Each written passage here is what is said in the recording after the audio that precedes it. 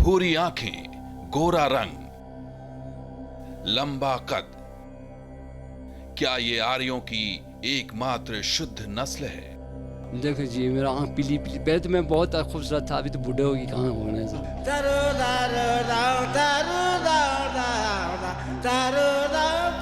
बोली अलग, नृत्य अलग, क्या ये सिकंदर महान की खोई हुई सेना की संतानें हैं? इस इलाके को प्रेगनेंसी टूरिज्म के नाम से जाना भी जाता है। क्या वाकई शुद्ध नस्ल की शुद्ध संतान की चाहत में आज भी इस इलाके में महिलाएं प्रेग्नेंट होने के लिए आती हैं? क्या वाकई यह दुनिया की एकमात्र जगह है जहां प्रेगनेंसी टूरिज्म होती है? आखिर विक्की डोनर वाली ये कहानी क्या है?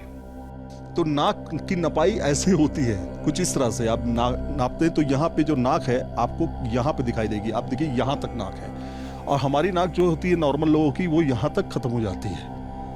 आखिर इस समुदाय को आर्यों की शुद्ध नस्ल का खिताब कब मिला होगा? आखिर इस समुदाय को आर्यों की शुद्ध नस्ल का खिताब किसने दिया होगा?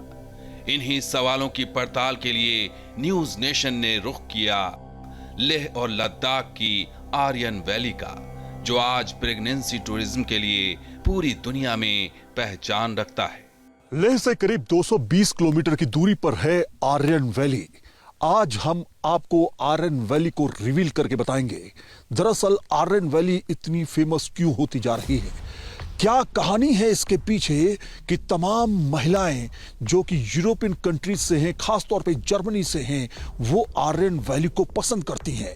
ये कहानी कब से शुरू हुई, अलेक्जेंडर का आखिर कनेक्शन क्या है आर्यन वैली से, आर्यन वैली में आखिर पुरुषों को इतना पसंद क्यों किया जाता है, आखिर जो तमाम विदेशी महिलाएं हैं वो आकर के एक प्रेगनेंसी टूरिज्म के तौर पर उसको क्यों देखती है, ये सब कुछ से पर्दा उठाने के लिए हमको एक लंबा सफर तय करने पड़ेगा।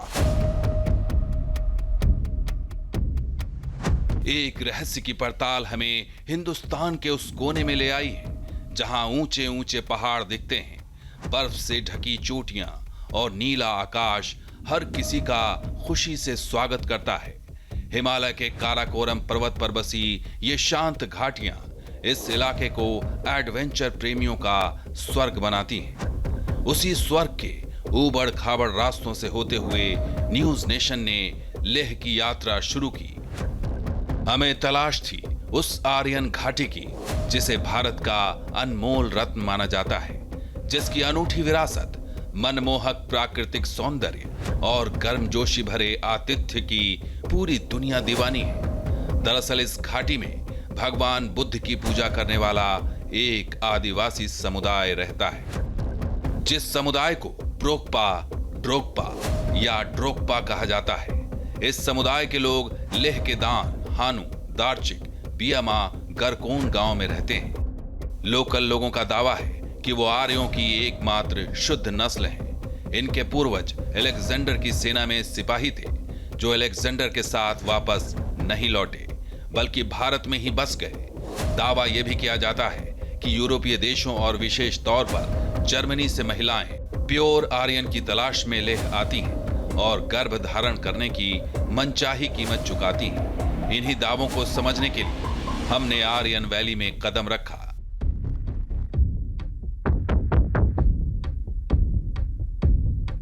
ये वो गांव है जहां पर सिकंदर ने लड़ाई लड़ी और अपने कुछ लोग यहां पर उसने छोड़े।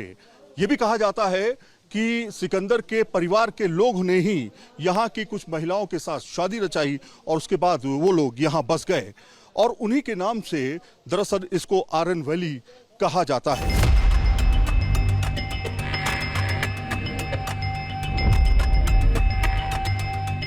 कहते हैं कि अगर आपको आर्यन या ब्रुपा समुदाय के लोगों को पहचानना है तो नाक और आंख से आप पहचान सकते हैं, जो अलेक्जेंडर या सिकंदर ग्रेट की एक पहचान है।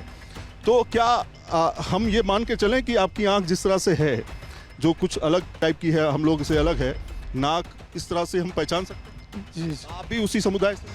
जी सर। तो हमारे लोग बोलता था कि हम आया है गिलगित से आया है, पाकिस्तान से। जी सर, गिलगित से आया है। वहाँ से कुछ हमारा ग्रुप निकल गया था। गिलगित के राजा के साथ कुछ नहीं बना उनके। वो पहले आया था, रोम से आया था, रोम से आके गिलगित में बसा हुआ था। तो गिलगित के राजा ने बोला कि तुम लोग, वो लोग अपना मर्जी से बैठा, राजा ने बोला कि तुम लोग हमारे अंदर हो जाओ, हमारे कहने पर चलो। तो उन्होंने नहीं माना, हम तुम्हारे कहने पर नहीं चलेंगे, हम अपने राह से चलेंगे। तो क्या वाकई आर्यन वैली की कहानी में कोई सच्चाई है? क्या शुद्ध आर्यों के दावे की वैज्ञानिक जांच भी हुई है? क्या सिकंदर की खोई हुई सेना का कोई इतिहास भी है? आखिर आर्यों की थ्योरी निकली कहां से? आखिर आर्यन वैली की कहानी क्या है? इसे समझने के लिए हमने आर्यन वैली पर हुई रिसर्च की ओर रुख किया, जो हमें एक अलग ही कहानी बताने वाला था, शुद्ध आर्य के दावे की सच्चाई बताने वाला था। रिसर्च बताती है कि आर्य का विचार 1853 में दुनिया के सामने आया, जब जर्मन विचारक मैक्स मुलर ने आर्यों के इन्वेंशन की थ्योरी दी। मैक्स मुलर ने संस्कृत ग्रंथों और विशेष तौर पर ऋग्वेद के आधार पर दावा किया कि सदियों पहले लंबी कदकाठी और भूरी आंखों वाली आर्यन आर्मी ने भारत पर उत्तर से हमला किया और हड़प्पा सभ्यता को नष्ट कर दिया। इसके बाद उन्होंने भारत में अपनी अलग सभ्यता और संस्कृति विकसित की। इसी थ्योरी पर बाकी पश्चिमी इतिहासकार भी आगे बढ़े और दावा किया जाता है कि आर्यों ने उत्तर से हमला करके द्रविड़ को दक्षिण की तरफ धकेल दिया। लेकिन रोमिला थापर और मोना भान ने अपनी रिसर्च में इस दावे को मनगढ़ंत बताया है। पश्चिमी देशों ने अपने औपनिवेशिक हितों को सुरक्षित रखने के लिए आर्यों की थ्योरी गढ़ी। दावा किया जाता है कि जिन आर्यों ने भारत पर हमला किया होगा वो आर्यन वैली के निवासियों जैसे ही रहे होंगे। अलेक्जेंडर के समय से ही एक पूरी जो टुकड़ी यहाँ पे रही, उसी के वंशज एक तरह से आप लोग हैं। लेकिन जो नाक है, आंख है, इसको कैसे डिफाइन किया जाता है? क्या कहते हैं कि वो नाक नक्श जो है, जिसके लिए यूरोपियन महिलाएं जो हैं बहुत प्रभावित होती हैं आप लोगों से? देखो साहब, हमारे यहाँ पे अनुमान की ज़्यादातर फल फ्रूट होता है। ग्रेप, अंगूर वगैरह, अखरोट वगैरह सब कुछ होता है। वो उस चीज़ को खाते हैं, लेकिन खूबसूरत हम लोग होते हैं सर। आंख भी पीली। जी जी जी, देखो जी, मेरा आंख पीली पीली। पहले तो मैं बहुत खूबसूरत था, अभी तो बूढ़े होगी, कहाँ होगा ना सर। जी, तो नाक भी लंबे होते, बॉडी भी हमारे लंबे होते थे, कद भी बहुत लंबे, मोटे खट्टे थे, है ना जी। तो इसी वजह से क्या यूरोपियन महिलाएं प्रभावित हो जाती थी? हो सकता है जी, ऐसे तो दिखाते नहीं है जी। हो सकता है जी, ऐसे है ना, देखा नहीं, लेकिन हो सकता है खूबसूरत लगा होंगे उनको, है ना। यहाँ तो हम हमारे लोग यहाँ बहुत खूबसूरत लोग हैं। कोई सच्चाई है कि लोग यहाँ पे यूरोपियन महिलाएं आती हैं इस जगह पर, आप लोगों के साथ मिलती हैं? हाँ, यूरोप भी आते हैं जी, उनके साथ मिलता है, हमारे शक्ल थोड़ा मिलता है उनके साथ।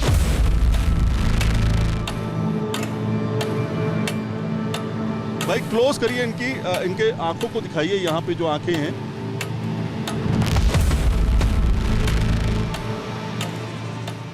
G.W. लिटनर ने ब्रोकपा कम्युनिटी पर लंबा शोध किया है और उनकी थ्योरी बताती है कि हिंदू कुश और उत्तर पश्चिमी हिमालय का पूरा भूभाग दर्दिस्तान है और यहाँ रहने वाली दार्द जाति ही आर्यों की शुद्ध नस्ल है। ये लोग दार्दी भाषा बोलते हैं, काबुल, कश्मीर, गिलगित और यासीन में रहते हैं। दार्द एक पारसी शब्द है जिसका अर्थ होता है तीखा, जबकि आर्यन वैली में रहने वाले लोगों की भी तीखी नाक होती है।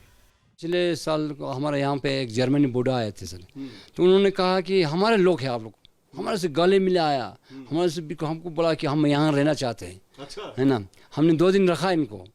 आज बोला कि मैं तो वापस नहीं जाऊँगा, ये आप लोग हमारी लोग हैं। 6 में एक महिला आई थी, उनके बारे एक आया था, एक बूढ़ा था, वो गुजर गया। वो बोलता है हमने इसके साथ ही ऐसे मिला रहा, ये बोला था हमने, जब बूढ़ा तो गुजर गया, अभी ये ऐसे आया था, उससे मिला था। एक महिला आई थी, हम आए थे, वो बूढ़ा बोल रहा था कि हम यकीन नहीं हुआ, हमें देखा नहीं। उसने बोला हम मिलते रहा इसके साथ।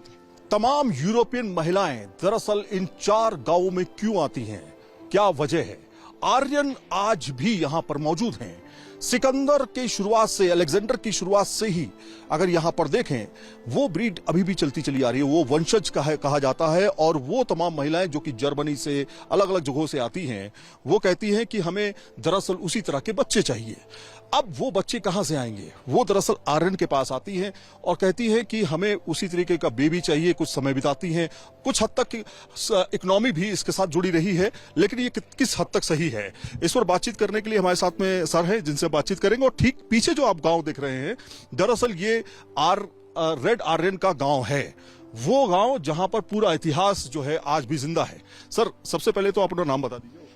मेरा नाम टुंडूस पलगेस, मैं आर्यन वैली दार्शिक से बिलोंग करता हूँ। मैंने रिसर्च किया है एमफिल ये आर्यन पे, दर्द आर्यन पे। तो हमारा जो कम्युनिटी है वो उसको दर्द आर्यन बोलते हैं। और हमारा जो कल्चर है वो बिल्कुल अर्ली वैदिक से मिलता है। ट्रेडिशन भी हमारा वैदिक है। हमारा जो देवता है वो वैदिक देवता से मिलते जुलते हैं। और हमारा जो फीचर अगर आप देखेंगे तो हमारे फीचर जो रेस्ट ऑफ लद्दाख से बिल्कुल डिफरेंट है। मतलब चौड़ी नाक, नीली आंख, ऐसा सब? बिल्कुल बिल्कुल। नीली आंख होते हैं, लंबे कात के होते हैं, फिर इसके बाद लंबे लंबे जो नाक होते हैं, मतलब बिल्कुल। और ये फ्लैश जो है वो बिल्कुल स्मूथ होता है हमारा। अब हम थोड़ा सा वेशभूषा के ऊपर बातचीत करेंगे सर के साथ। थोड़ा सा हम ये जो यहाँ का कल्चर है, जो आर्यन का कल्चर है, और जो तमाम यूरोपियन कंट्रीज में और खासतौर पे महिलाओं को अपनी तरफ आकर्षित करता है, वो नाक नक्श भी जो है वो आपको दिखाएंगे। ये शादी का जोड़ा पहनने जा रहा हूँ, मेरी शादी हो चुकी भाई, लेकिन फिर भी दिखाता हूँ आपको। इसको क्या बोलते हैं सर? एकता बोलते हैं इसको। ये एक तरह की यहाँ की वेशभूषा है।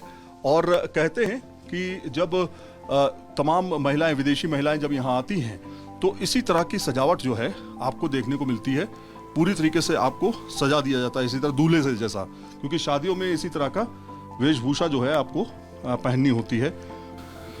ये फील गुड दे रहा है, मुझे अच्छा लग रहा है उसको पहनने से। गर्माहट आ रही है। पहला तो ये शादी करते समय ना उत्तर की तरफ देखकर पहनाता है। अच्छा, उत्तर की तरफ। चलिए, उत्तर इधर है तो उत्तर की तरफ देख करके पहन लेते हैं। हाँ, पहनाइए।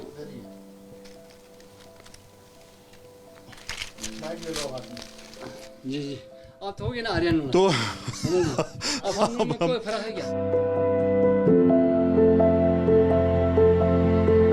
लिटनर के मुताबिक ब्रोकपा कम्युनिटी के लोग ब्रोकसट भाषा में बात करते हैं, जो दार्दी भाषा का ही एक अंग है।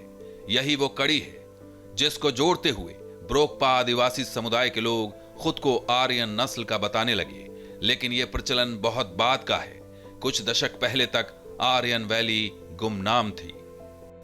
दरअसल लद्दाख के कुछ गांवों को 1999 के करगिल युद्ध के बाद आर्यन वैली कहा जाने लगा। इससे पहले ये गांव बाकी दुनिया से पूरी तरह से कटे हुए थे। यहाँ पर बाहरी लोगों की एंट्री बंद थी। यहाँ के लोगों की किसी दूसरी कम्युनिटी में शादी पर प्रतिबंध था। लेकिन आर्यन वैली एक टैग के साथ सामने आई, जो टैग था शुद्ध नस्ल और प्रेगनेंसी टूरिज्म का। आर्यन वैली पर करीब 1 दशक तक शोध करने वाली मोना भान के मुताबिक करगिल युद्ध खत्म होने के बाद और 2003 में पाकिस्तान से सीज फायर के बाद जम्मू कश्मीर सरकार ने टूरिज्म बढ़ाने के लिए कई योजनाएं बनाई। ये योजनाएं युद्धग्रस्त रहे बटालिक और करगिल पर ज्यादा केंद्रित थी। इसी दौरान बुद्ध के उपासक ब्रोकपा समुदाय को आर्यों की शुद्ध नस्ल घोषित किया गया। सरकार ने ब्रोकपा को वर्जिन और इनकी संस्कृति को अनदेखा बताया। इसने पूरी दुनिया का ध्यान खींचा। इनके ओरिजिन, भाषा, संस्कृति, लाइफस्टाइल, जेनेटिक्स की चर्चा होने लगी। तो क्या आर्यन वैली टूरिज्म का एक हथकंडा है? सैलानियों को घाटी तक खींचने के लिए प्रोपेगेंडा है, जिसमें प्रेगनेंसी टूरिज्म जोड़ दिया गया होगा? सर, आप ऐसे रहिएगा, बिल्कुल ऐसे रहिएगा। अब आपको आंख दिखाते हैं। पहले आंख देखिए आप। ये आंख जो है बहुत कुछ बताती है, और मैं आपको बता रहा हूं, ये इन आंखों को वो देखती हैं। साथ में आप थोड़ा साइड से आएंगे, अगर नाक की तरफ नजर डालेंगे तो नाक की नपाई ऐसे होती है, कुछ इस तरह से आप नापते हैं तो यहाँ पे जो नाक है आपको यहाँ पे दिखाई देगी। आप देखिए, यहाँ तक नाक है, और हमारी नाक जो होती है नॉर्मल लोगों की, वो यहाँ तक खत्म हो जाती है। तो ये नाक भी एक कहीं ना कहीं वो है। जी जी जी, ये नाक भी तो बहुत लंबे होते हैं जी। अभी तो छोटा हो गया, अभी बहुत लोगों का तो छोटा होना शुरू हो गया। मतलब अब वो चीजें खत्म होती जा रही हैं। जा रही है आस्ते आस्ते रीजन चेंज होते जा रही है। पहले का जो हमारा दादा दादा को देखिए जी, आप गरखुल में यहाँ से आगे जाकर गाँव में है, इधर भी 2-3 है, उनका बॉडी बहुत लंबे, नाक बहुत बड़ा बड़ा लंबे है। दादा कितने साल के हो गए आप? हम तो 87 साल के। तो आप खड़े हो जाएंगे? खड़े हो जाएंगे? अरे खड़े होइए, क्या बात है। ये देखिए, ये है असल में आर्यन। असली आर्यन इनको कहा जाता है। इनकी अपनी एक वेशभूषा है और यहाँ का अपना एक सांस्कृतिक कार्यक्रम भी होता है जिसमें बड़ी संख्या में लोग जो हैं इसी तरह से तैयार होते हैं और डांस भी करते हैं।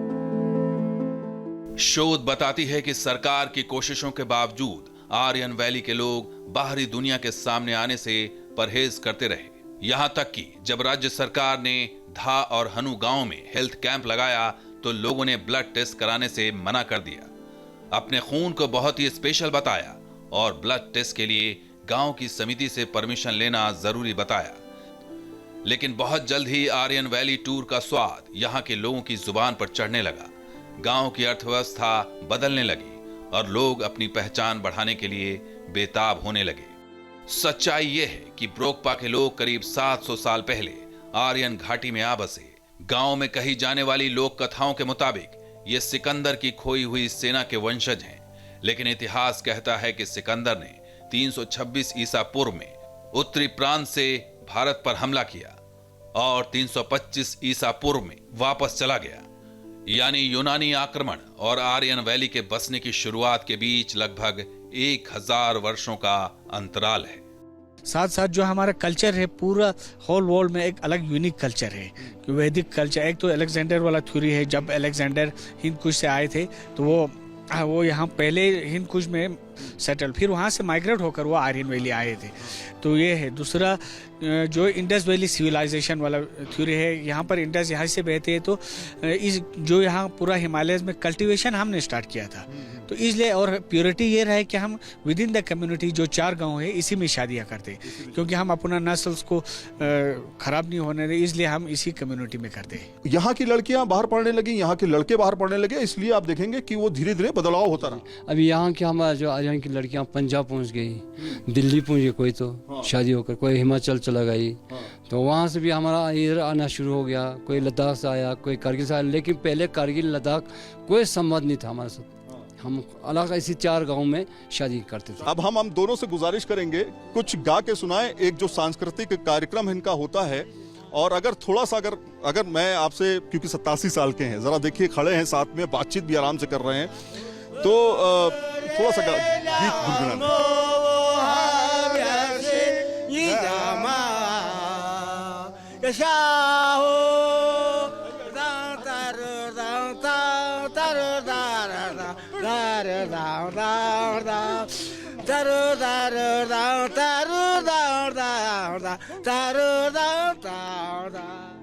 तो क्या आर्यन वैली की नस्ल की कहानी झूठी है? क्या आर्य का नैरेटिव टूरिज्म बढ़ाने के लिए गढ़ा गया? इन सवालों का भी आर्यन घाटी के पास जवाब है। उस वक्त जोता कहाँ था, उनके पास बकरी के खाल के जोता बना के उसके अंदर भूसा डाल देता था गर्म करने के लिए।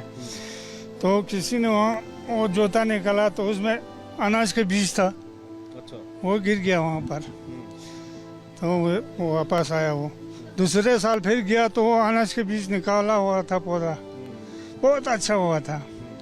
तो उन्होंने सोचा कि अभी उस नाले में जगह भी नहीं है, प्लेन भी नहीं है, अभी यहाँ प्लेन है, जगह अच्छा है, अनाज भी फसल भी अच्छा होने वाला है बोलकर वहाँ से निकाल गया, उस नाले में गया। इसके बाद सिकंदर के सैनिकों का काफिला आर्यन वैली में ही बस गया। लेकिन कोई नहीं जानता कि अगर ये कहानी सच्ची है तो इतिहास से ये साबित क्यों नहीं हो पाता।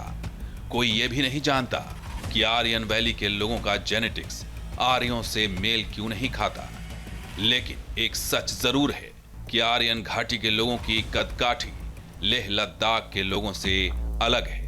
आर्यन घाटी की संस्कृति बाकी लोगों से अलग है और प्रेगनेंसी टूरिज्म ने इस घाटी को टूरिस्ट स्पॉट बना दिया है। अर्थव्यवस्था सुधारने का जरिया बना दिया है।